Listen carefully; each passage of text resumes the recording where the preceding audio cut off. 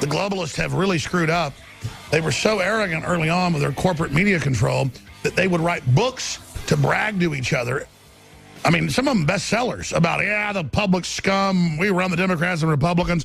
We're setting up a world government. Yeah, we're poisoning the food and water. Yeah, we ship the drugs in. Yeah, we destabilize Mexico. Look at them. They'll all come up here poor, begging for stuff. We'll implode the wages here. I mean, just the arrogance of them is going to undo them. And it is people in corporations, people in the Democratic Party, people in the telecoms that are exposing all this. There's so many leaks coming out. That's why Soros and Hillary are all panicking. And their answer is to try to go take a few sad events with police and hype them all up to burn down cities. That backfired. It woke the police up. The police kind of went from a globalist halfway mind control position in the last few years. Are like totally awake. Everything they're doing is blowing up in their face. At the bottom of the hour, a very special report. I'm just going to stop there and leave it. I want to go to Wayne Madsen, who's been riding shotgun with us. I wanted to get him on a little early so he could ask a few questions. But I tell you, Wayne, was that not an amazing interview with Benny? I mean, the former head of the NSA coming out and saying it's a global corporate takeover, transferring our sovereignty and our information to a foreign system. It's treason. I mean, wow, that's powerful. Well, absolutely it was. You know, when I was at the NSA, I very rarely had any contact with people in the higher echelons like Bill Binney. The only time I'd see them were at, like, defense conferences and trade shows, and that was only idle chit-chat if I ever did get to talk to him. But he was the real deal. He was in the technical and policy branch of NSA, and he and others from NSA and others from the CIA have come out and the Defense Intelligence Agency, including General Flynn, who you just mentioned, have come out and said what an awful situation we see today. And now I would note that John Brennan, reportedly the CIA director, wants to continue in that role under Hillary Clinton if she's elected. And here's a guy who just admitted he voted for Communist Party candidate Gus Hall in 1976. And by the way, I'm sure that was his cover, but they say he actually became a Wahhabist and joined Islam. And I heard that. It was later partially confirmed. Now he admits he was a communist. I mean, what the hell's going on here? Well, here, I think the fact that he admitted he voted for a guy like Gus Hall, and Gus Hall was he wasn't even a committed communist. He was probably a government agent like 3/4 of the members of this Communist Party USA. But anyway, for him to admit that, a guy who came up through Catholic schools, who came from an Irish immigrant family, went to Fordham in New York, for him to say he voted for a communist, and then for him to deny charges that he embraced Wahhabist Islam when he was a CIA station chief in Riyadh, I think just goes to show that this guy has no moral turpitude. That's it. We know what he is. He's a chameleon. Yes, of course. So he'll change his spots according to what benefits him and his cabal, whatever that cabal may be. In 1976, I believe he probably he might have been trying to infiltrate the Communist Party. I think that's what it was. And now he's a friend of the Wahhabis and the jihadis. And what do you make of Obama saying he's going to veto 9/11 families being able to sue the Saudis when it's a confirmed role in 9/11?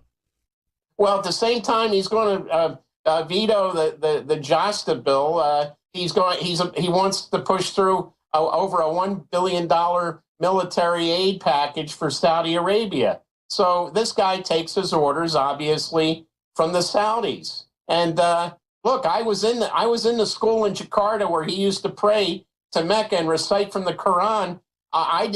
In 2011, I didn't want to believe that he got taken in, but I do believe now that he is at least a sympathizer, if not a practicing Sunni Muslim. Another Lawrence of Arabia. Yeah, and we know why Lawrence of Arabia made common ground with the Saudis. He liked to screw little boys. He was a pedophile. He saw, the Saudis are too. If that hadn't been the case, Arabia would be under the control of the much more moderate Hashemites today instead of the Saudis. Why did British intelligence in 1903 choose that particular tribe of Bedouin caravan robbers? I mean, that's who they were, to form that empire. I mean, why did they choose that group of miscreants? Well, two reasons. One I already mentioned, T.E. Lawrence was well disposed towards pedophilia. He saw that the Saudis practiced it as well. And also, the British chose the most radical group, the Saudi Wahhabis, because these were jihadist holy warriors who they knew would bring down the Ottoman Empire, which they helped to do. And that was the beginning of the end for the Middle East. We saw the rise of European colonies, which led to nationalism. That's right. So they were the destabilizer who'd wipe stuff up. Then the colonists would come in as the saviors after it. The Saudis would stand down and give them the area. They've been good little agents, haven't they? Oh, yeah, they have from the very beginning. And, of course, the Saudis were all part of the partitioning of the Arab world into various... what do you make of Flynn? And obviously he represents a larger army movement. I mean, I'll give people, obviously the globalists know this, I'm not talking about a secret. The U.S. Army, which 1775 actually predates the country, it's the oldest institution, certainly not perfect. It knows where all the bodies are buried. It is the senior military organization. It sees itself as America.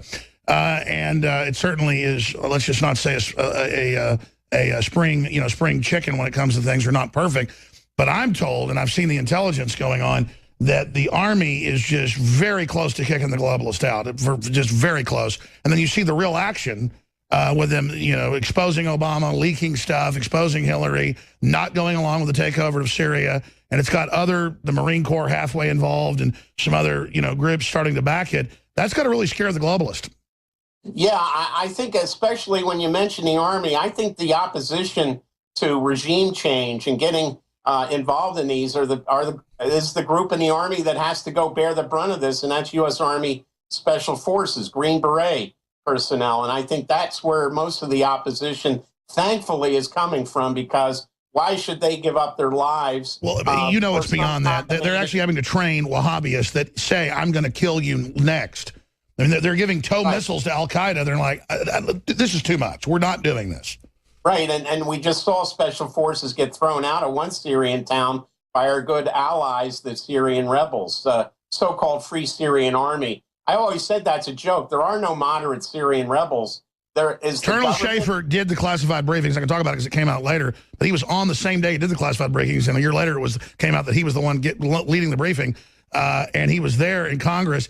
And they said, listen, it's 98% are Wahhabist, funded by Saudi Arabia. There are no real rebels. That's why they later came out and said, they spent like $50 million and got 4 al-Qaeda rebels.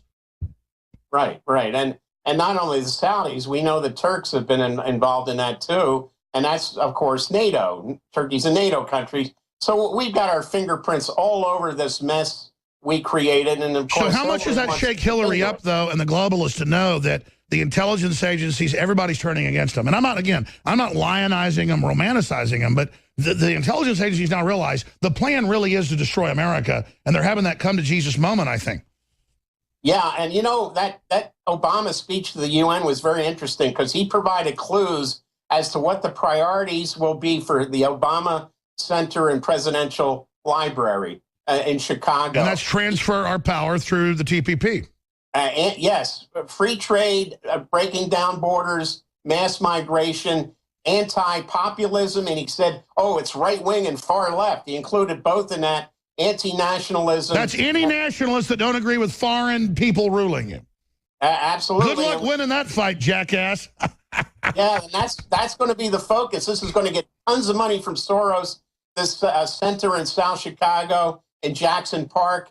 And, unlike the Carter Center, which has been monitoring elections, and they're fairly benign, you've got the Clinton Center, which is basically an extortion and kickback scheme. That's bad enough. But this Obama Center is going to be the most active presidential center and library we've seen in history. Oh, yeah. You think the Clinton's Foundation has been a cancer. Get ready. Yeah. This one will make the Clinton Center look like a daycare center. Well, you can tell Obama's excited. He's graduating to the next level of wrecking ball. I mean, you think things are bad now. Well, we'll come back and talk about this because this is it, folks. But listen, You've got the UK, you got the US, you've got all 25 members of the EU now trying to pull out of the EU. You've got the Russians that already pulled out. That's why they're claiming anybody that wants to pull out from this global corporate government's a Russian spy. No, we're just agreeing with the Russians. We're not going to be under your butt anymore. They're panicking. I don't want to be too optimistic, but this global government looks like it's dead on arrival. I don't see how they can put it back together again. The problem is they may just destroy the planet in the process of trying to stay in power. I'm going to ask Wayne Madsen where he sees all this going straight ahead. But I tell you, it's always darkest before the dawn, folks. We've got a ton of breaking news. It's all coming up in the next segment. This last 30 minutes that I'm hosting, I may have to co-host with Anthony in the fourth hour. It's going to be so jam-packed. Zach Galifianakis, the guy from Hangover, a funny comedian. He has, I guess, a rat leaving the sinking ship. He's really thrown Hillary under the bus, which is a good thing. More and more that's happening. Democrats prepare for the fall of Hillary. That's coming up in the next segment. I have Hillary, the maniac. Drudge is reporting on her having these breakdowns, acting weirder and weirder. That's coming up in the next segment. We're going to premiere that here. It's going to go up on YouTube as well. Not just her latest freak out, but others composited together. Wayne, you've always got your ear to the ground. A lot of amazing sources when you're up there on Capitol Hill, in between, there in Virginia and Florida. The Secret Service, we have real sources just like you do. You work for InfoWars. Hell, you were there with us in Cleveland. The Secret Service said, hey, we're going to get info in the next few weeks. Well, it took them a month, and it was like, she's falling down every hour, sometimes more. She's having convulsions. We don't know. Parkinson's, we're not sure. Then the emails came out, Parkinson's and other stuff. Brain tumors, we've got that from medical doctors in Virginia and Maryland. I'm just going to stop. But this is serious business. What is your intel on her and her deterioration and what she's planning to do or where this is going? Other key points, Wayne Madsen. Well, I've talked to many medical people. Of course, they all preface this by saying we can't really make a diagnosis without, seeing her personally and seeing her records, which we're not going to see. But it's almost uniformly they're saying that she's suffering from some sort of neurological seizure issue. Now, whether that's epilepsy or Parkinson's, they don't know. But they pointed out that the pneumonia that she has is probably as a result of that epiglottal flap that keeps fluid that should go to the stomach from going into the lungs. And it was fluid that went into her lower lungs that resulted in the pneumonia. Now, and she takes medication to try to stem that problem. But I think I really believe she's going to be pretty well drugged up for the debate. Well, that's my next question. If she can't for a week before show up in person and has to do satellite or Skype appearances to people now, how's she going to be 90 minutes toe-to-toe live with Donald Trump? I don't think she can make it next week. Well, I think she's actually, her people are fearing this. Look, I think the Democrats ought to think of really, it's cruel what they're doing to her. Pull her off the ticket, get her medical treatment. But I believe that Bill Clinton wants to be the Edith Galt Wilson of this next administration. Edith Galt Wilson, of course, was Woodrow Wilson's wife, the first lady. Who really ran it. She ran the country. I think Bill Clinton wants to be that same. Exactly, because Hillary's so strong-willed. She used to run him. He's kind of glad she's so sick now. This is my chance to finally be president. Right. I think that's what's going to happen. I also think this is going to be a very close election, and I think we got to look at it's so close. I think we have to look at small states could throw this thing. Maine splits up its electoral votes by congressional district. That's possibly one vote already for Trump. I would also look at these states where they say there's a hidden Trumpocrat electorate, particularly states like Rhode Island and New Jersey, and especially after the bombings in New Jersey by the Afghani jihadists. Look, the people in Jersey are going to not vote thinking about lane closures on the George Washington Bridge, which the Democrats are hyping right now. Sure. They're going to worry about bombings. What's wrong with Hillary saying it isn't a bombing and the same Senate saying it's a bombing and then saying the Russians? Did you hear this where they're saying the Russians are behind it? Yeah, well, she's getting this from Huma Abedin, who's her sort of her Svengali, who tells her, look, you can't. Her Rasputin winds her up and, Yeah, right. Well, I mean, she has this bizarre worldview that people she thinks are the enemies of this United States they're really our friends, and people who are supposedly, in her view, our friends are really our enemies, like the Saudis, like the Turks and these other countries. She's really messed up. Look, I think, as I said, I think this is going to be a very close election. It's going to boil down to some small states that never really made a difference before. It's always been Ohio and Florida. I would look at Rhode Island. I would look at that one district in Maine. I would look at Delaware, which is now leaning Democrat from solid Democrat. Look, I think... Well, I mean, what does it tell you when she was 20-something points ahead in the Google poll for years? When she got polled, even before Trump got in, the Democrats were always ahead. Now she's only a few points ahead of Trump, about to lose the District of Criminals. I mean, even the District of Columbia, Hillary's about to lose. I mean, what does that tell you? Yeah, if she can't count on D.C. or Rhode Island or Delaware, she's in trouble. All right, WayneMadsenReport.com. Thanks for coming in with your great questions for William Binney, former leader, technical director of the NSA. A big show so far. We got an hour and a half left. WayneMadsenReport.com. Thank you, Trooper. You're doing a great job. You bet. Thanks So good to have folks like that on the team. I'm so proud of that guy. This whole crew's amazing. We'll be back.